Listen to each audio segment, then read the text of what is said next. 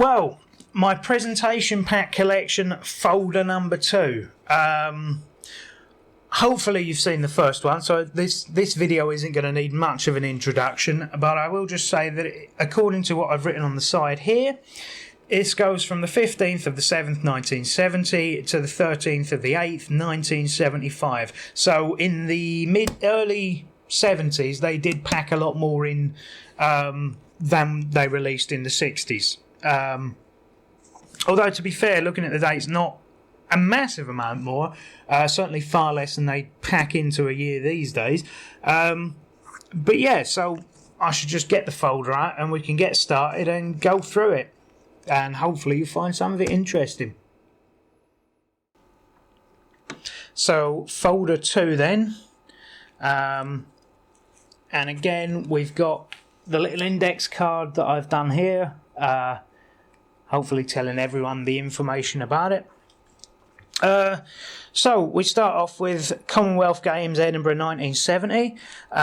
This is another one that's had to be repouched. Olympia 1970, which is, I suppose, Stamp Olympia. I don't know. I'm not a fan of these compound words that take two things and squash them together. Not keen on that really at all. But again, this is another one that's had to be repouched. Christmas 1970, and then we're back to some definitives. Now, this is when, well, I suppose it is that situation now, but basically the stamps are just, they've started to diversify into different countries.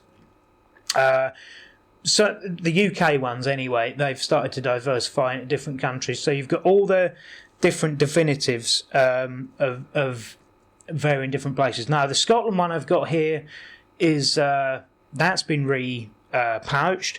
So is the Northern Ireland one here, but the Wales and Monmouthshire one is in its original shrink wrap and it looks really good. And again, this is slightly shorter for the cardboard, so I'm assuming that is a thing that happened where they just, I don't know, maybe if you were doing one of them it wouldn't save that much money, but if you're doing, say, 1 million of these, you might save a fortune in plastic. Decimal definitives, this is another one that's in its original wrapping, but again it's slightly started to distort, so and I think there is actually a tear here somewhere where it has just distorted, the cardboard is distorted through the plastic. Ulster 71 paintings, again in the original wrapping, not that distorted. Some more regional, these are the decimal definitives now, and 2.5p obviously. There's a bit of a misconception with decimalised currency that the halfpenny was dropped. The halfpenny was not dropped, the halfpenny became half new penny. The halfpenny didn't disappear until about 80, I think. So that still continued on for quite a few years. And as you can see from the stamps, and not only, as you can see here, the year previous they were still using the Wilding definitives. They then moved on to the Machin definitives. So the decimal definitives there, and then the regional definitives there, which were all basically the same stamp, only with a different design for the top left hand corner, denoting the region that it's from. So yeah, anyway, I was going to say I'm getting off topic, but I'm sort of not, because if you're not a stamp collector, you wouldn't be watching this, probably. And if you are, you probably find this interesting anyway. Even if it's information you already knew. You just like people talking about stamps, don't you? Because I sort of do as well. So anyway, there's the Scotland ones. And again, this is in the original wrapping. Same for the Welsh ones. That's in the original wrapping. And the Northern Ireland ones. Although, again, this has started to go a bit... the Isle of Man ones have been repouched. Now, I'm not sure exactly when Jersey and Guernsey split from the official UK post office. I imagine it was around this time, because not only do I not have it, but it wasn't issued by the British Royal Mail. Whereas basically it works like this: I can walk into a post office, a Royal Mail post office in England, and I can buy Scottish definitive stamps. I can buy, well, I mean, I still can now. I can buy Wales definitive stamps. And again, they've dropped Monmouthshire. I don't know what that's about. I can buy Northern Ireland definitive stamps, and I can buy. Well, actually, you can't buy Isle of Man ones anymore, I don't think. No, you can't. You get England definitives instead from British post offices. So Isle of Man drops off at some point in the future as well. But I can buy them at any post office in the UK. I don't have to be in Northern Ireland, say, to buy Northern Irish definitive stamps. I can buy them here because UK Royal Mail sell them. What they don't do, and what they stopped doing at this point, was all the Channel Islands. So Jersey, Guernsey, and is it Anglesey? Not Anglesey. Alderney. So basically the Channel Islands dropped off the map at this point, and I'm not sure why. I assume it's some political reason, probably. The Isle of Man, obviously, again, drops off later. And who knows what the Isle of Wight's doing, to be perfectly honest. They're a law unto themselves. So anyway, but I just think it's interesting that, at this point, where are we here? In fact, they've dropped off, just for probably in the previous folder, there were, Channel Island definitives, and now they're not. Anyway, so literary anniversaries, again in the original cellophane, but a bit bowed. General anniversaries in the original cellophane. What's that one? Modern university buildings has been repouched. Christmas 1971 is in the original cellophane, but is basically turning into a D shape here, so is probably need an upgrade at some point for that. To pay labels, this is something interesting, because although some stamp collectors won't have these as stamps. I will, because they came out as a presentation pack, so they are an official presentation pack issued by the UK Royal Mail. But because they're not actually valid for postage, a lot of people won't collect these as, and to be perfectly honest, myself, if it was single stamps, I might not bother, because I'd be the same sort of reasoning behind that. Because they're not valid for postage, they're not real stamps. There is that argument. But I collect presentation packs. They were issued as a presentation pack, therefore they are in a collection of presentation packs. That's my view on it. But this is something that would be entirely optional to most people's collections. They could take them or leave them. But like I say, I collect presentation packs. This is a presentation pack, and it was issued by the Royal Mail, so therefore deserves a spot in the collection. Then I've got a couple of gaps. British Polar Explorers, all them famous ones there. I've learnt a lot doing this. 1972 general anniversaries. Now, I had the Tutankhamun one. I actually had a first day cover of this that was from the British Museum. And it was like a 3D thing with like a Tutankhamun on the front of the envelope and like this little plastic badge thing on the front of it. And I mean, I don't know if it was worth anything, because I got a load of them by accident, sort of thing. When I was ordering a few presentation packs in bulk, and quite often, especially these 70s ones, when you bought them off somebody, they would turn up with a first day cover as well as the presentation pack with the mint stamps. And this one I got with the Tutankhamun was utterly fantastic, but I just sold them as a bulk lot, because, to be perfectly honest, I ended up with box loads of first day covers I just didn't want and couldn't be arsed selling individually. But I do have to say that one that I had with the Tutankhamun was absolutely fantastic. If I can be after finding it, I might put a picture up of it, because I think I did have one, but maybe it went when my hard drive crashed, so I might not have it anymore. Anyway, village churches. Again, this one is in the original cellophane, but as you can probably see, it's started to go on the wonk, like a lot of them. The BBC broadcasting history. This one actually took me quite a while. No, it wasn't that one. No, because I bought a few of these at the same time. So this one was actually relatively easy to find, although I have had to repurchase it. Same with the Christmas one. Same with this has been repurchased as well. This one here though took me ages to get with all three stamps. For some reason, even in proper stamp shops, I have seen this with two stamps in it. Now, I don't know if that is a different issue of this is the European Communities Pack. I don't know if there was two separate issues. Maybe there was. But I have seen this on more than 3 or 4 occasions now in actual stamp shops with just two stamps in it. And I don't know why.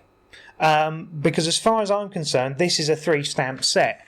But although, as you can see, you might be able to see from this, these two are actually joined together, and this one is separate and in a slightly different shade of background. So I honestly don't know. I don't know enough information on this set of stamps to even have a guess as to why that might be the case, that you often see these two together in the pack without this one, but sometimes you see all three, even though this one clearly isn't connected to these two, like physically connected, I mean, and is a slightly different shade. So if anyone knows, please put it in the comments, because I mean, it's not going to affect me now because I've got all three in a pack, but it's interesting. It would be interesting to me to know why that's the case. It might be interesting to other people that are watching, unless they've all got bored and gone away. Oak trees one. This might be a funny one. It was either this one or there's another trees one coming up soon. No, it was the other one. That's what it was. Never mind. That's just an oak tree. I've got a funny story about the other one that's coming up soon. British explorers. Oh look, county cricket, British painters. These are just sort of standard commemorative packs. Nothing really that special about them. In fact, most of these are pretty common. The trees ones can go for a bit depending on what they are, but all the rest of these are really common. The Parliamentary Conference, Indigo Jones. The Royal Wedding one is probably the most common of all. This, I mean, you can walk into any stamp shop in the country and every single one of them will have like 100 of these. These are not difficult to find, although I think that is the original cover, because I think they started putting these more flexible plastic ones on them towards this point in the 70s. I could be wrong, but I think that's the case. Yeah, because all of mine from this point on seem to have a slightly more flexible plastic on the outside. So anyway, Christmas 73. Yeah. And again, Mason definitives for the different territories: Northern Ireland, Scotland. What country's that? Wales. I just had a mind blank then. What's that? It's because I'm looking at it upside down. It's difficult to tell really what it is. It looks like some massive distended frog. I don't know. Anyway, this is an interesting one. So you've got basically this thing. This pack is wrongly shown as number 58 on the reverse of the cover, as it should be numbered 59. Now, I've never seen one that says 59 on the back. Maybe this was reprinted, maybe it wasn't. I don't know. But the funny story is, I ordered this pack off somebody on eBay, and just randomly, it could have been anyone. It wasn't because it was particularly cheap or anything like that. It was just basically the first one that came up in the search index that was at the price or under the price that I wanted to pay. And I ordered this, and I'm not even joking with you. The thing turned up, and bearing in mind this was sold, not this particular one, but the one I received was sold as a mint condition presentation pack, and the photo they put up on eBay was basically this, with the thingy and the full pack and everything. What I actually got was a small piece of black card with a cellophane flap over the front with the stamp in it. There was no presentation pack. All this cardboard insert, the little note here, none of that was there. It was basically just a stamp and sort of this much cardboard around it. So quite rightly I complained and got my money back, and I had to re-buy this. But like I say, this is interesting anyway because it comes with this note about reprinting. Now, to my knowledge, I don't think this was ever reissued. So every single one of these that you buy should come with this little piece of paper in it. If it doesn't, do check the back, because I think if it was reprinted, the reprinted version might actually be a rarer variant than the original version with this explanation-y bit of paper. So do check, because accidents do happen and stuff does get reissued, reprinted from time to time, you know. So check your collection to see, maybe you have one. I've never seen one, but that doesn't mean it doesn't exist. That just means that I don't know about it, usually. So anyway, fire service, fire engines from the past. The Universal, no, not Universal, is it United Postal Union or Universal Postal Union? It's the UPU Postal Union, anyway, so that's the thing. Great Britain's Churchill Centenary. There is also a presentation pack of the Churchill Centenary, which is like, it's a bit bigger, and the stamps are on like little raised plinths within the pack. I did have one.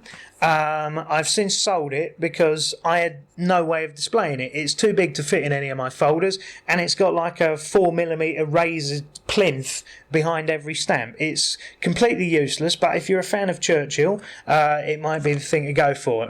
So it is a thing that exists, but I don't have it anymore, so I can't show you. Christmas 1971, again a Christmas pack. This is another one of these post office miss packs, the handicapped charity one. This is the price on this is going up and up and up, basically as we speak. So if you want one of these, get it now, before it goes up anymore. Turner is a painter apparently. Not the guy who cuts sharks in half. He just won the Turner Prize. So there you go. That's all I need to know about that. European Architectural Heritage Year. Yeah, we won't be seeing any more of them because we're not in Europe anymore. There's a sailing one and one on railways, and that brings us to halfway through 1975. So yeah. That's it for this folder. So that was folder number 2, 1970 to 75. A lot of interesting presentation packs there, hopefully. Some gaps, because, you know, some of these things are quite difficult to track down, especially the definitives ones. But not as many gaps as the previous folder, which is good. Because the 70s ones are relatively easy to get hold of, provided you know what you're looking for. So, that's pretty much it. Now, there will be a third video at some point, just when I get round to doing it. So, I think all that's left really for this one is to say I hope you enjoyed it. There's going to be an end card coming up here right about now. This will be a previous video, this one will be a random video, and this one will be a subscribe button, so please do click on that. And that's it, and hopefully I'll see you in another video.